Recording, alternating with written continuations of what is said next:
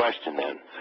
And one of the easiest ways to get a hold of this is just to kind of follow it up the scale of development, because many developmentalists, I would say most, would certainly agree with it, but many of them actually present and define each higher major developmental level as being an addition of a perspective.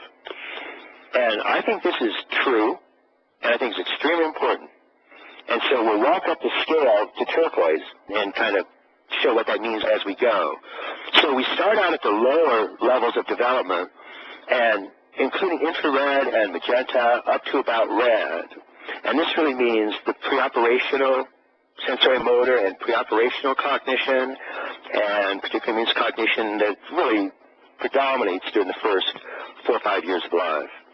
And it means specifically a capacity, it's narcissistic or egocentric. It cannot take the role of other. It cannot take the role of a second person. It can be aware of what a second person is saying or doing, but can't actually put itself in their shoes and see through their eyes and try to tell you what it thinks they are seeing accurately. So up to red is the first -P perspective, first person perspective.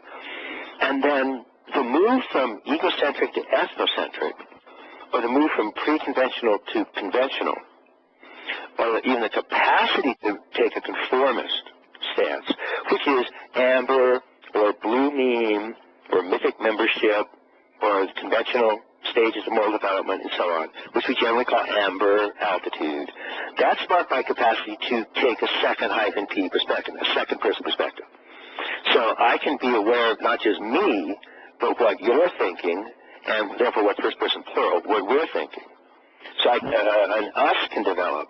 And so my identity can move from a me to an us. It can move from egocentric to ethnocentric. But I can't take a third -P perspective, a third person perspective. And that generally comes into existence with orange. Mm-hmm. So when orange is defined as capacity to take a 3-P perspective, but immediately third person perspective is often said it's an objective perspective, it's more scientific, it has a capacity for universalized truth, and so on. And where all of those come from is you and I are trying to determine if it's actually raining outside or if it only appears to be raining outside or looking through a window. We say, well, let's call Billy Bob in and see what he thinks.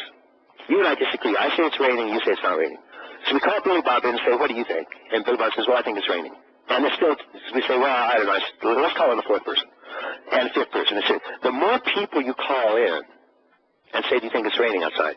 And if the vast majority of them, 90, 95%, say it's raining outside, then that's considered more likely to be true. Mm-hmm. And the more people that you bring in, the more people it's likely to be true. Also, the more likely you are to get a lowest common denominator. And so that's why science indeed deals with things that are called, quote, objective truth. Because science attempts to check something under every possible condition with every possible observer. Right. If no exceptions are found to it, then it's said to be true.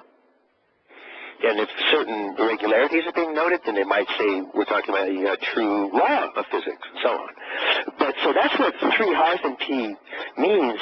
And technically, one of the ways to think about it, particularly as we move into fourth and fifth person, is if you bring the third person into the room, and what a 3-P perspective means is not just that they're aware of what the first person, what their view is, or their perspective, but a 3-P, a third-person perspective is the third person can tell you what the first person's view of the second person's view of the third person's view is. Mm-hmm. And so it's those three different perspectives that constitutes a third-P perspective, a third-person perspective. So the third person can tell you if it's Ken, John, and Billy Bob, and John has a third-person perspective, then John can tell you what Billy Bob's thoughts about Ken's thoughts about John are. So it's like you're able to see into somebody's ability to take perspective or see through their eyes. You're allowed to see through their eyes in the sense of you can take what their perspective on another perspective is. Wow. So, and this starts, well, it's just like saying, though, if I look at you and say, do you think that Jane was telling the truth and she said she loved me? We do this all the time. But now, if we go back to second person, then the easiest way to remember that is the second person's view is you and I are talking, and a second person's view can tell what your view of my view is. So you have a perspective cross-perspective. Got it. And there are two terms to that, and that's what a second person, that's the easiest way to remember what a second person means. And we just saw that a third person had three terms. It was being able to tell what a first person's view of the second person's view of the third person's view was, or what the second person's view of the third person's view of the first person's view was, and so on.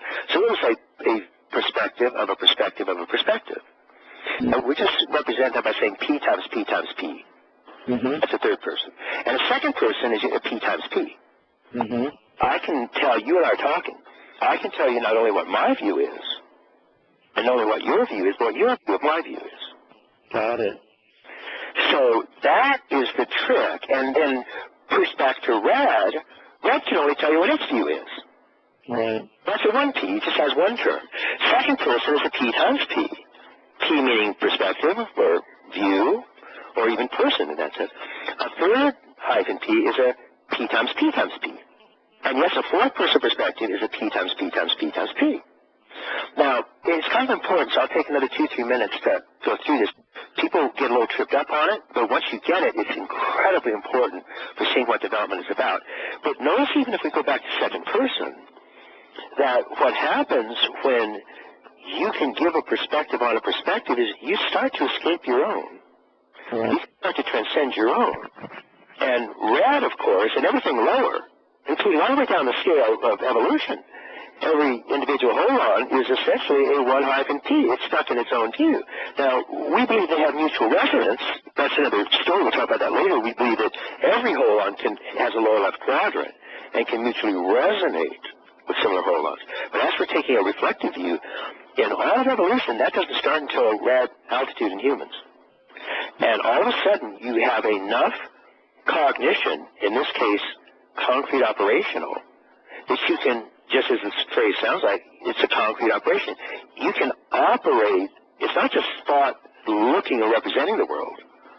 It's thought can begin to operate on the world. You can begin to reflect on thinking itself. Mm-hmm.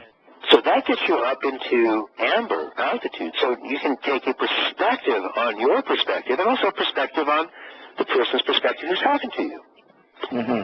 And so that P times P is, one way to think about it is that times, or P cross P, that little cross, that X means transcend. So by the time we get to third person perspective, the idea is that the person can come in and give a perspective on a perspective on a perspective. Now that happens to a type of thinking that is then thought operating on thought. And that's called hypothetico-deductive reasoning. But it's also very simple. It's conditional reasoning. So to be able to say, what if we do this? Or it's as if I were doing this. That doesn't come into existence until late amber, early orange. It's formal operational cognition. And so that's very important. That's why science, as we normally think of it, the modern experimental science, doesn't come into being until orange. Mm-hmm. And that's why when we say, I want a third-person view of this, we mean that's universal, that's science, that's objective, that's what we mean. It means we can get a view on a view on a view and therefore really check it from as much as we possibly can. So we have three terms now, P times P times P, and we're at orange, and that's a third hyphen person, a 3 hyphen P, third-person perspective. Third-person view, beginning universalized view, quote scientific view, and so on. So what happens if we look at what formal operational cognition or orange altitude cognition, what it does, it starts to create these universal systems. And these universal systems, particularly, this is what marked the Enlightenment. Enlightenment was not marked by atomistic thinking. That's just hogwash. It was primarily marked by the capacity